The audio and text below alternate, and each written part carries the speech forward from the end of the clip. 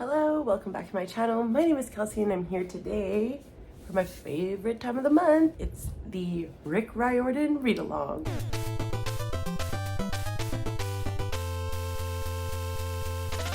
So if you don't know, me and my friend Honani have been reading one book of Rick Riordan every month. It started out with the Percy Jackson series and now we are on the Kane Chronicles, the last book, The Serpent Shadow. I say we, but I mean the royal we. It's just me. Honani has ditched me for other endeavors, which is fine. But for everyone else who's been following along, we are now on the Serpent Shadow. So welcome to the Serpent Shadow reading vlog. I just went on a walk. I'll insert some clips here.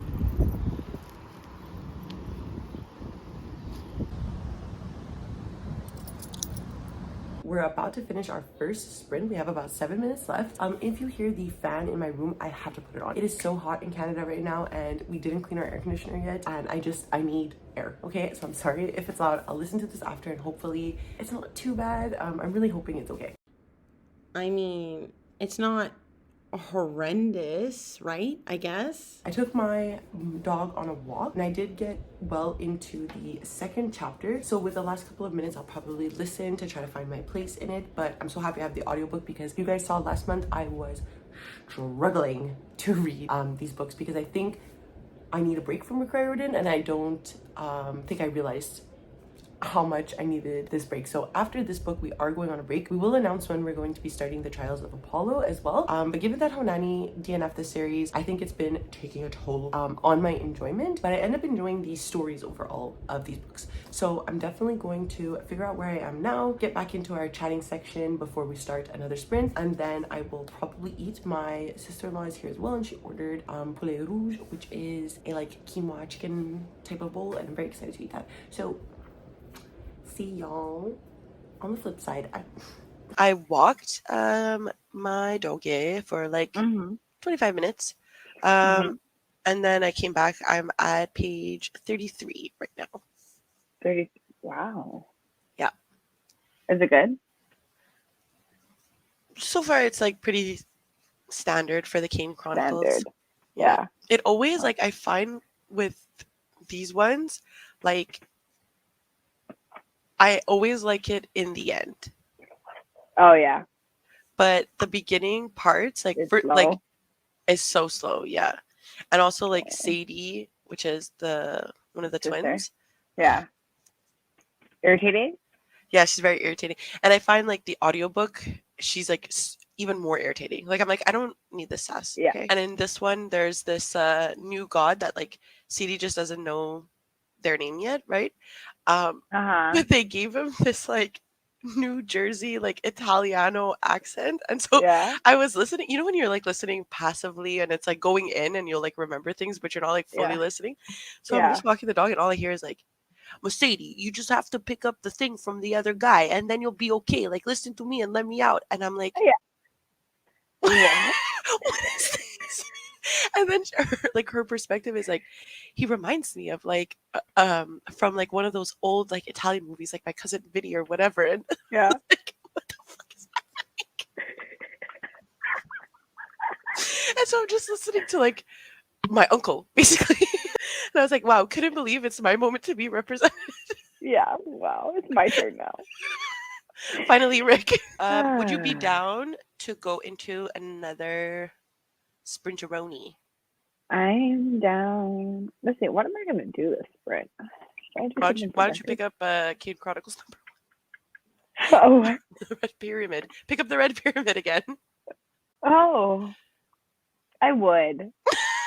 I would, but I have other things to do. So we are now in our last sprint, but I realized I never focused or spoke about what the Serpent's Shadow, the Kane Chronicles in general, is all about. So essentially, the Kane Chronicles follows a pair of siblings, Carter and Sadie. Carter and Sadie are the kids of an Egyptologist named Dr. Kane. One day when Dr. Kane is taking them on a trip to the British Museum, they think it's family time, but Dr. Kane accidentally unleashes the Egyptian gods. So the kids find out that they are able to kind of transmute with the gods and have them within them. And there's a bunch of other things that develop. And right now we are in the finale. So I, throughout these sprints, have gotten to page 90. Not my best, especially because we've done 4 40-minute sprints and I've only gotten that far, but it is because I have another dog here. Also, my sister-in-law was here as well, so I do want to spend time with someone who comes to my home and I don't want to spend too much time in the other room not talking to people. So yes, I haven't read that much, but obviously I had other things going on today. I do plan in the last 25 minutes of this sprint to listen to a bit more so I can have a more solid ground before continuing tonight. I have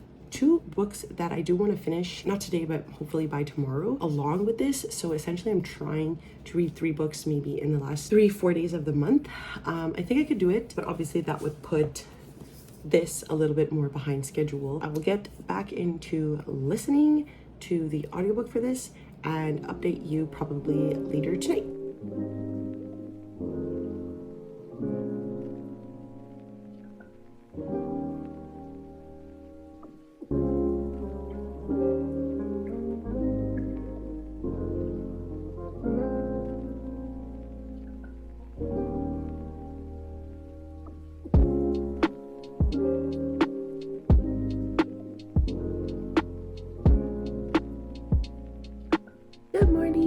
What is going on today? So basically, to give you an update, yesterday I got to about page 150 in the book and I wanted to update you before I moved on any further. But at this point in the book, we're seeing that Anubis, I always mix up Apophis. I mix up Apophis and Anubis all the time, and I'm so sorry. Anubis is actually a king and we stan him. But basically at this point in the book, Apophis is really wreaking havoc among the gnomes. And if you haven't watched the other vlogs, the gnomes are basically the schools that are settled around the world to teach young magicians about the Egyptian magic and about their powers and whatnot. So Apophis is wreaking havoc. Sadie and Carter are tasked with kind of getting these scrolls in order to defeat him, but what they're discovering is that potentially they can use the shadows of the gods to either rekindle the god's power or take down the god. So that's obviously going to be a major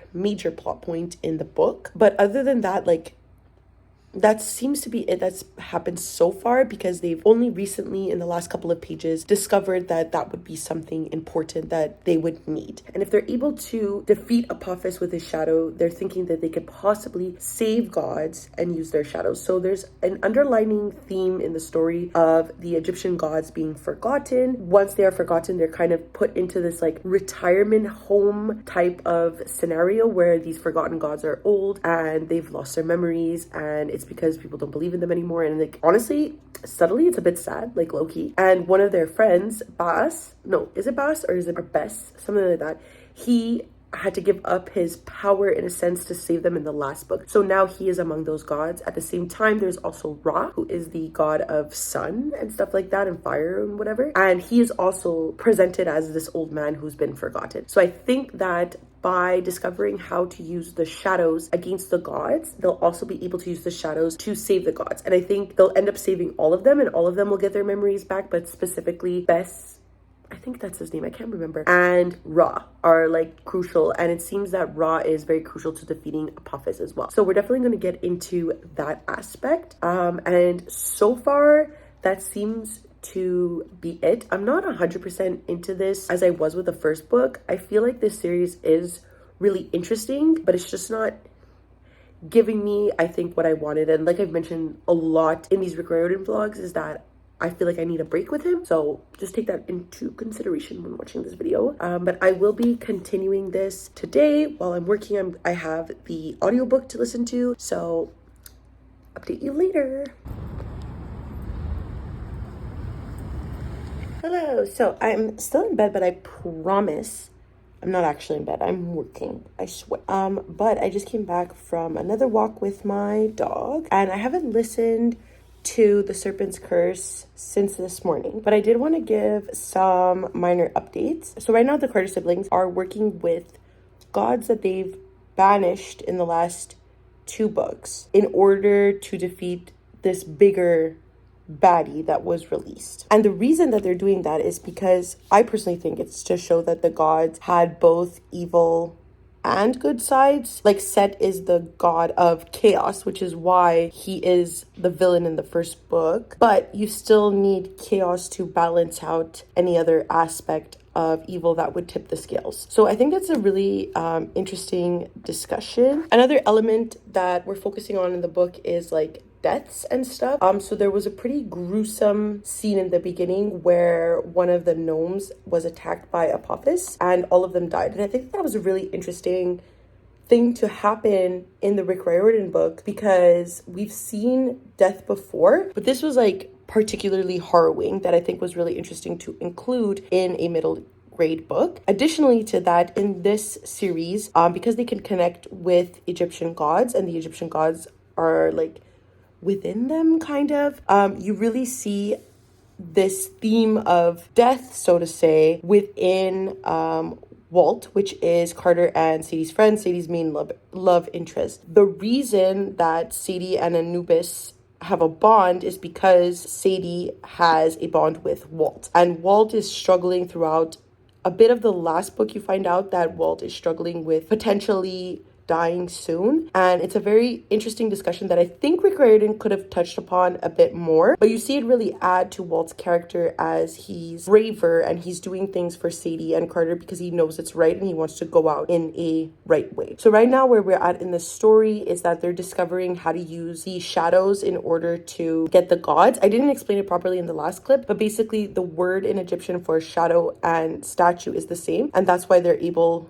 to affect the gods in such a way with the shadows. But in order to do that, they have to use a special magician spell thing that Walt can perform, but in order to do so, he loses a lot of his energy that's keeping him alive. So that's where we're at the point I'm at now. Obviously, Sadie is buzzing, doesn't want this to happen. She really likes Walt. So I'm excited to see how it goes. I'm honestly reading this book a lot faster than the last two. That could be particularly because I have the audiobook for this one, so it's a lot easier to just listen to it, or it's just an more interesting story. But I'm excited to see how Rick Riordan kind of ties everything together. But I feel like this is going to be a shorter vlog just because I'm easing my way through it. Like I'm on page 280 right now and there's only about 100 or so pages left. So I really expect to finish it relatively soon. But if I have any other updates, I will come catch ya, and I'm being called away.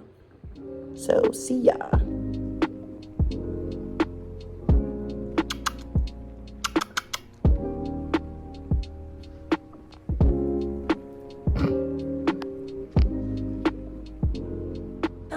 So it's time to give my final thoughts on the Serpent's Curse. Where I left you guys, I just have some final plot point thoughts. It was a really fun ending. Very interesting with what occurred with Walt and Anubis and Zia and Ra. I don't want to get too into spoilers about that, but it's very reminiscent of Carter and Sadie's relationships with their gods.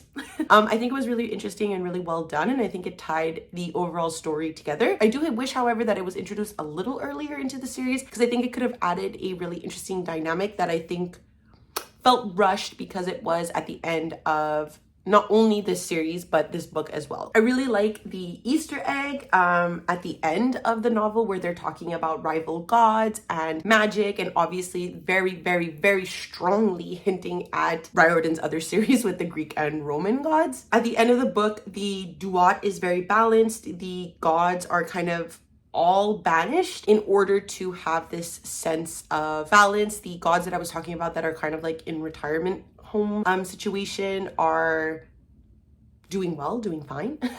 And I think that was really interesting. But the most interesting revelation I think about this book is that I'm really excited for the Trials of Apollo series, especially because we're going to see what I believe some of these storylines and plot lines intertwine with one another. And I think that is something that maybe I was missing going into the Kane Chronicles, where I didn't really feel this connection between this series and the other series. So because during Alexander the Great's realm and rule over Egypt, a lot of Greek and Egyptian gods kind of blend together, I think. And that was really during the Ptolemaic empire. And I know that there is a short story. It's at the end of this one, and I didn't get a chance to read it, but it's called The Crown of Ptolemy. It's adventures with Percy, Annabeth, Carter, and Sadie. And I think that that is kind of interesting. And I'm hoping that it really plays into later series and it's not just a short story. I read the short stories last year for the Percy Jackson series when I was in Italy. I just didn't really find that it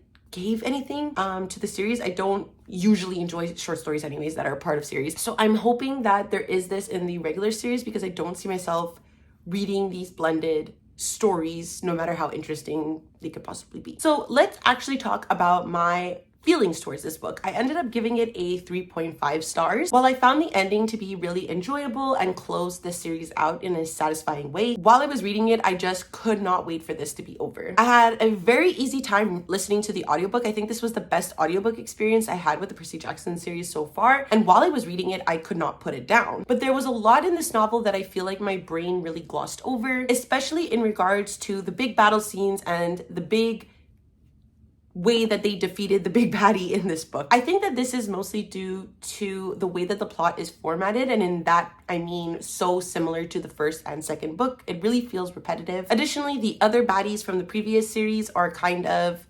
helpers in this book, and I couldn't help but be like extra confused about what was happening, extra suspicious in I think scenarios that I didn't have to be. However, saying all of this, I really do think that the ending pulled through for this book and for this series. I love that it remained open to possible futures with the Kane siblings. Like I said, the Ptolemaic rule I think is something really interesting that we can explore in future Percy Jackson series. And both Carter and Sadie had very satisfying endings with their love interests, with their character development. I think that that was really well done. I'm still so happy to have read this series. I think it's so different from everything that Rick Riordan has put out so far, and overall I really enjoyed my time with it. And that's it for the end of this vlog. Thank you so much for watching. I do have a question if you made it this far. Do you feel as though I should continue giving each Rick Riordan book its own video, or should I start doing them by series? I'm thinking that by doing it with series in total would be really interesting, but because I read them once per month, the videos will come out a lot later than when I first read the first book. So let me know how you feel about that. I'm debating. I'm not really sure what I want to do, but other than that, that's it. If you would like to follow me on any of my other social medias, I do leave a link down below to my Twitter, Goodreads, and Instagram if you would like to follow me there. And of course, because it is the end of the video, please do not forget to like, subscribe, and ring the notification bell. It does wonders for my channel. It makes me feel really good. And that's it. I never know how to end these things, so I will see you next time. Okay, bye!